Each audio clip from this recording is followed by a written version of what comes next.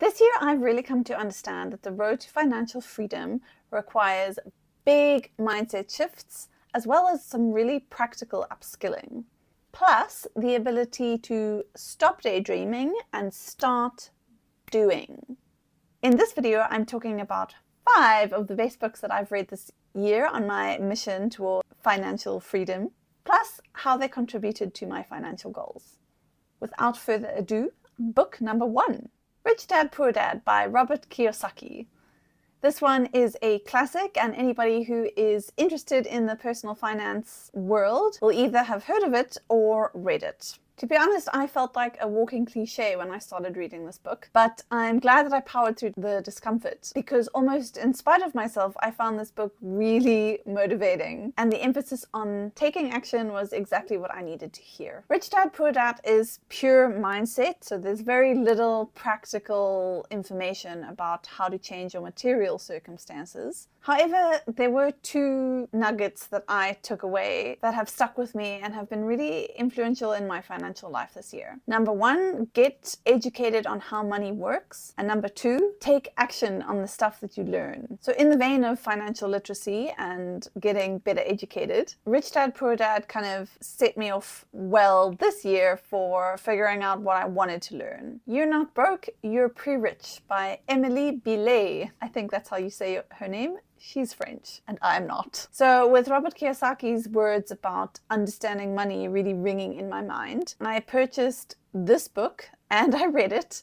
It's a really practical guide to everything personal finance. So it's basically the complete opposite of Rich Dad, Poor Dad. And it covers everything from what your pension is, how it works, how to get started with it, how to negotiate a raise, to saving for a house. For me, reading this book was a case of going all the way back to the basics. There was a lot of stuff that I already knew, but it was really helpful for me to identify what I was confident in my knowledge and where the gaps were. And this was important because I really want the learning that I do to be impactful, and this helped me identify where the biggest gaps were so that I could channel my time and energy into filling those gaps. Hi, it's me again. This time I'm in a different location just to mix things up so that I can ask you kindly, if you're enjoying these videos, it would be really great if you could subscribe to my channel or give me a like, drop a comment. It'd be really great to know that people are enjoying these. Thanks so much. Back to the video.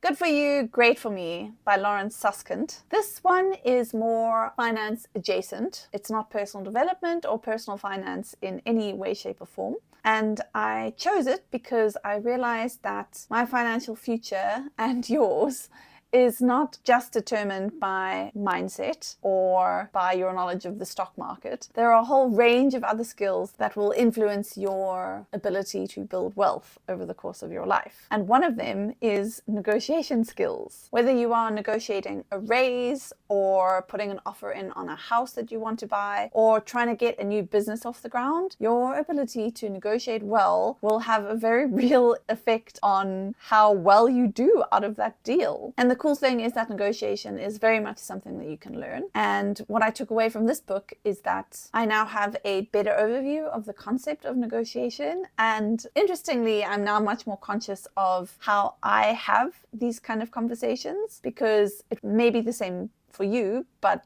there are a lot of techniques that I use instinctively, but being able to adapt them more consciously is really helpful. The Psychology of Money by Morgan Housel. This book was doing the rounds. I was curious, particularly as I am a major sucker for anything psychology or behavioral science. And this book is basically a whole range of short, digestible chapters explaining certain psychology-informed concepts. So it talks about everything from, for example, the flip side of wealth. So for every wealthy person that you see or successful transaction, there is risk and luck, and it could go 50-50 for anyone at any time. And then there's another thing that he talks about is how your experiences shape your beliefs about money, and as a result, how you treat money. All of these little pieces of information come together in the book, and for me, the main takeaway was a reminder to stay grounded when it comes to pursuing your financial goals, particularly if you are somebody who is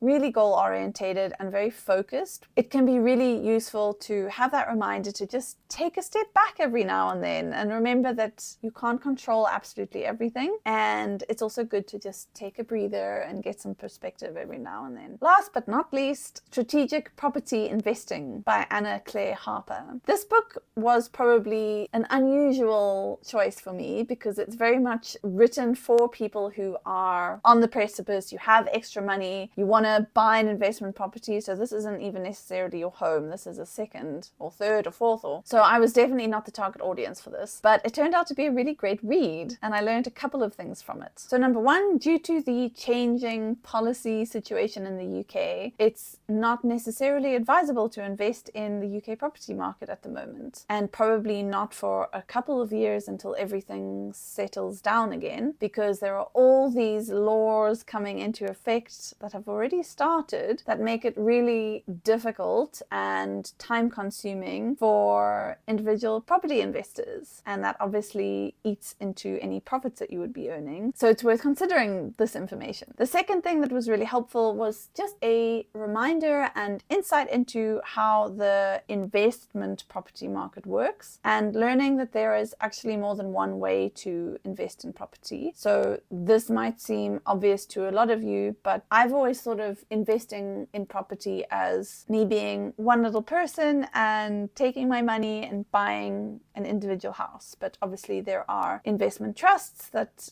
deal with property instead of company shares. And I knew that these existed, but I didn't ever really look into them or understand how it works. So this is a combination of really practical knowledge combined with a little bit of a mindset shift that I got from reading this book. And both of those little nuggets were really helpful in terms of thinking about what my goals are going to be for next year in terms of my finances. And there you have it. Those are the 5 books that have influenced my mission to financial freedom this year. And I'm excited to start reading the books on my list for next year. As always, if you found this video interesting, helpful, useful, it would be great if you could hit the like button, subscribe to my channel, and I will see you in the next video. Thanks so much for watching.